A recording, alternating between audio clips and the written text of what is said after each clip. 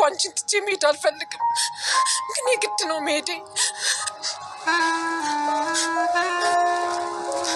በኃይሉ አደራህን፣ ልጄን አደራህን፣ እንደ እናትም እንደ አባትም ሆነ ተንከባክባ አሳድግልኝ አደራህን። ችግር የለውም። አንቺ ብቻ ለልጅሽ ማሳደጊያ ገንዘብ መላኩን እንዳትረሽ። አቤት አለቃ። ሰላም በርከት ያለ ገንዘብ ከአረብ ሀገር ይዛ መጣች። ምን? ትክክለኛ ልጇ ያለችበትን አድራሻ እልክልሃለሁ። አሁን ሄዳ አስወግዳት። ምን አስወግዳት ማለት?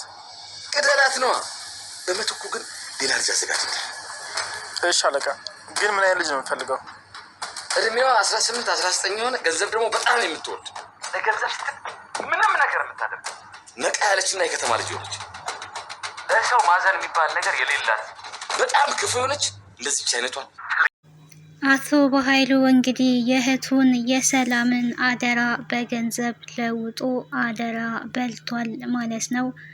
ሰላም እንግዲህ ልጄ ግን በህይወት አለች አይደለ? አደራ ብዬ ሰጥቼ ከሄድኩትን ልጅህን የት ነው? ልጄን የት ነው ያደረካት? አደራዬስ የት ናት? እያለች በመጠየቅ ትገኛለች። በኃይሉ ግን 10 ዓመት ሙሉ ጥለሽ የጠፋሻትን ዲቃላሽን ልጄ እያልሽ አሁን ትጠይቂያለሽ ወይ? እስከ 10 ዓመት ሙሉ የት ነበርሽ? በማለት ጥያቄ እያቀረበላት ይገኛል። ሰላም ጤና ይስጥልን ቤተሰብ፣ እንዴት አላችሁ? በያላችሁበት ሰላማችሁ ይብዛ። ለዚህ ቻናል አዲስ ከሆናችሁ ሰብስክራይብ፣ ላይክ፣ ሼር እያደረጋችሁ ቤተሰቡ ነው። አደራ የሚል ድራማ ወደ እናንተ ይዤ መጥቻለሁ። ይሄ ድራማ እንግዲህ የስደተኞችን ህይወት የተመለከተ ሁላችንም ይመለከታል ማለት ነው። ሁላችሁም እስከ መጨረሻ ብታዳምጡት በጣም ደስ ይለኛል። አስተማሪ ድራማ ነው። አደራ እንግዲህ በጣም ከባድ ነው። አደራ መቀበል፣ ያንን አደራ የማንወጣው ከሆነ ከምንም በላይ ከባድ ነገር ነው። አደራ እንደኔ እንደሌላው አስተሳሰብ አላውቅም። እንደኔ ግን አደራ ከምንም በላይ ከባድ ነው።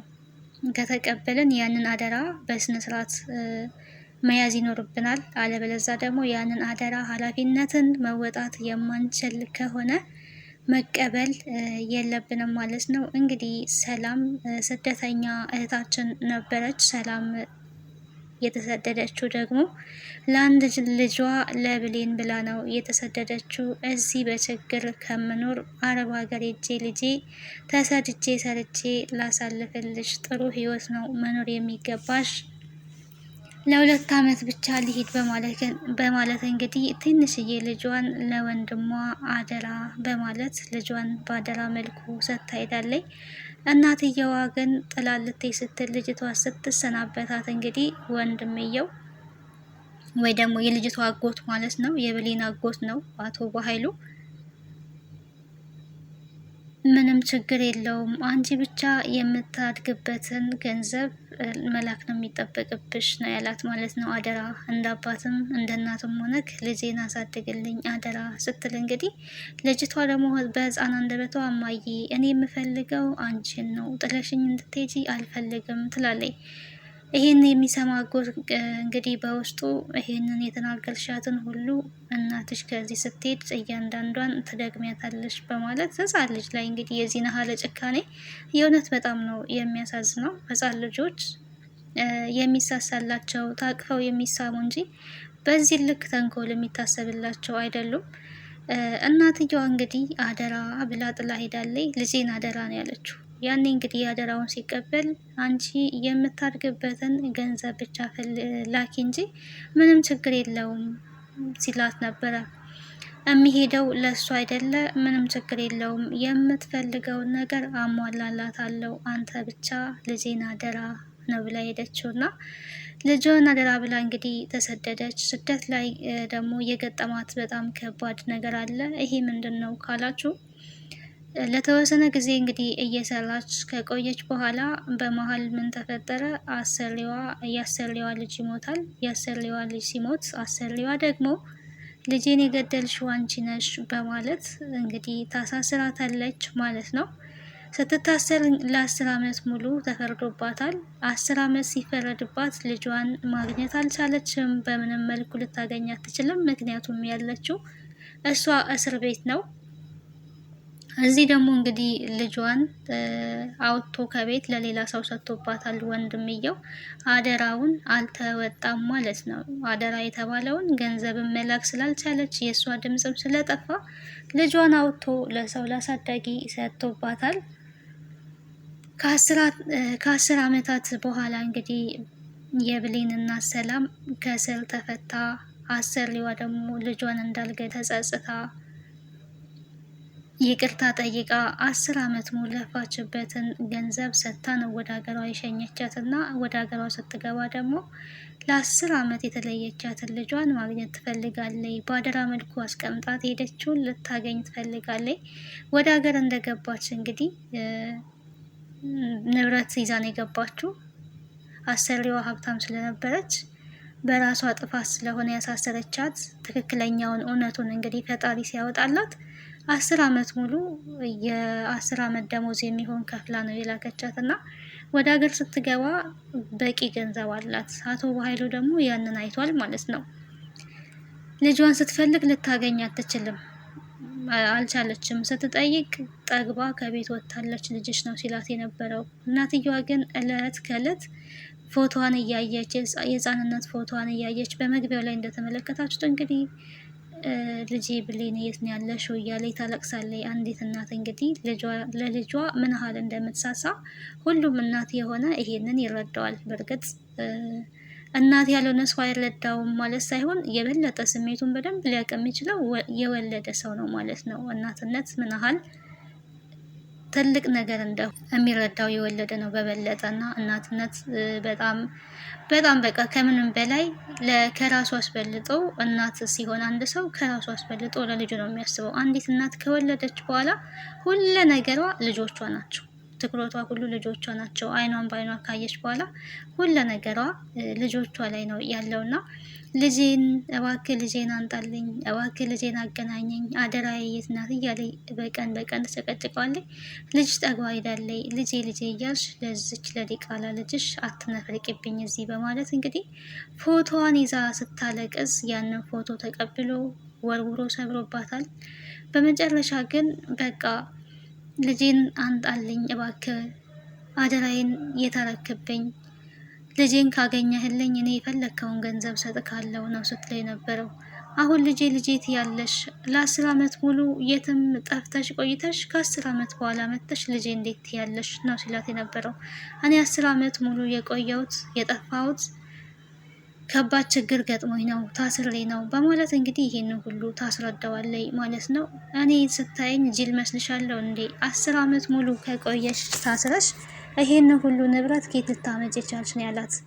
እንግዲህ እሷም የታሰረችበትን ምክንያት ልጅ ገለሻል ተብዬን የታሰርኩኝ እውነቱ ሲረጋገጥ ግን 10 ዓመት የታሰርኩበትን ካሳ ተሰጥቶኝ ነው አሰሪ ወደ ሀገር የላከችኝ ስትል እንግዲህ አንተ ግን ልጄን ብታገኝልኝ የፈለከውን ገንዘብ ልሰጥ ፈቃደኛ ነኝ ስትለው በጣም ነው የተደሰተው።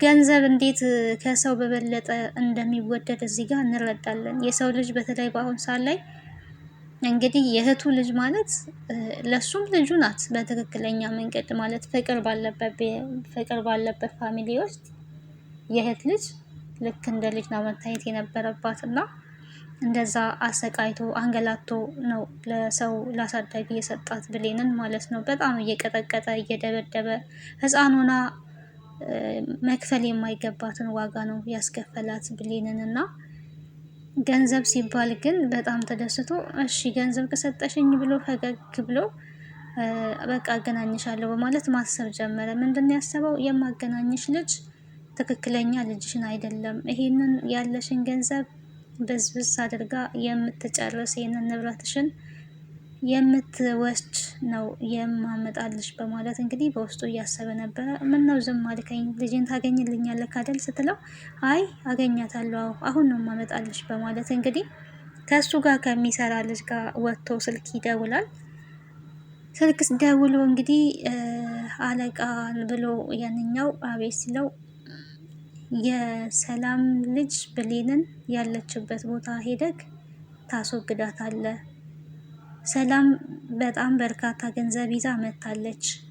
ያንን ገንዘብ ደግሞ ሌላ ሰራተኛ ሌላ ልጅ የእሷ ልጅ የምትሆን ሌላ ልጅ ታዘጋጃለህ። ብሌንን ግን ትክክለኛ ልጇን ታስወግዳለህ። የምታዘጋጃለች ከ18 እስከ 19 ዓመት የምትሆን ልጅ ታዘጋጃለህ። በጣም ያራዳ ልጅ የሆነች የማትፈራ ገንዘብ ወዳድ ብትሆን ደስ ይለኛል። ይሄንን የሰላምን ገንዘብ የምንበዘብዝበትን መንገድ እንፈልጋለን። በጣም ብዙ ገንዘብ ነው ሰላም ያላት በማለት እንግዲህ ይደውላል። አስወግዳት ማለት ምን ማለት ነው ሲባል ግደላት ነው ያለው። እና ብሌንን ለማስገደል አቶ በኃይሉ ሙከራ አድርጎ ነበረ። ፎቶ ተልኮለት እንግዲህ ለመግደል ዝግጁ ሆኗል። ነገር ግን ብሌን እንግዲህ እስካሁን በህይወት አለች። አሳዳጊ እናቷ ጋር ሄዳም እናቴ የት ነው ያለችው? ወይ ሞታ ከሆነም ሁሌ እናቴ እናቴ ከምል ልወቅ እያለች አሳዳጊ እናቷን ትጠይቃታለች። አሳዳጊ እናቷ ደግሞ ምንም የምታውቀው ነገር የለም። የት እንዳለች እናቷ ከነጭራሹን እሷ አታውቅም። በኃይሉ እንግዲህ የአሳዳጊዋን ልጅም ወስዶባታል ማለት ነው። በጣም አመፀኛ ነው። ሞታ ከሆነ አልቅሼ ይውጣልኝ ነበር ስትል የነበረው ብሌን እንግዲህ የሰው ቤት በስተመጨረሻም ሰራተኛ ሆና ሰላም ቤት ገብታለች ማለት ነው። ስራ ፈላጊ ሆና ይሄም በእነሱ ሲስተም የተዘረጋ ሰራተኛ ሆና እነሱ ቤት እንድትገባ ሆናለች። እናቷ ቤት እየሰራች ደግሞ በጣም ብዙ ችግሮች ደርሰውባታል። እቤት ያለችው እንግዲህ ቃል የተባለችው ልጅ ሳትሆን ልጅ ነኝ ብላ አስመስላ ገብታ ንብረት ለመዝረፍ አልፋ ተርፋ እንግዲህ ባለቤቷን ሰላምን እሷንም ሁላ ለመግደል ሙከራ ስታደርግ እየተመለከትን ነው ማለት ነው። ብሌን ግን ሰላም እንዳትሞት ታድጋታለች። ቃል መርዝ ስትጨምር አስትላታለች ከአንዴም ሁለቴ እንዳትሞት። በስተመጨረሻ ግን እችን ልጅ ማስወገድ አለብኝ፣ እሷን ካልገደልኩኝ መፍትሄ አላገኝም ብላ ቃል ብሌንንም ለመግደል ሙከራ እያደረገች ነበረ።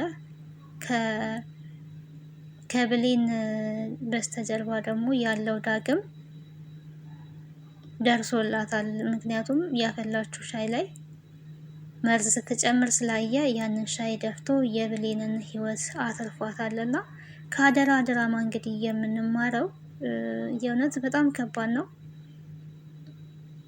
ስደተኞች ብዙ ነገር ምናልባት አደራ ልጅ ጥሎ ይመጣል፣ ገንዘቡን በአደራ መልክ የሚያስቀምጣል፣ ብቻ ብዙ ነገር አለ እና በቃ የሆነ ስደት ላይ ችግር ካልገጠመ በስተቀር ረጅም ዓመት ቆይቶ ሰዎችን ሙሉ ለሙሉ አምኖ በሰዎች ላይ መመርኮዝ በጣም ከባድ እንደሆነ ነው የምረዳው። ለዛሬ እንግዲህ ይዤላችሁ የመጣሁት ይህን ይመስል ነበረ። የቀጣዩን ክፍል ወደ እናንተ ይዤ የምመጣ ይሆናል። ሰላም ቆዩልኝ። ቤተሰብ ያልሆናችሁ ቤተሰቡ ነው፣ ሰብስክራይብ አድርጉ ቤተሰብ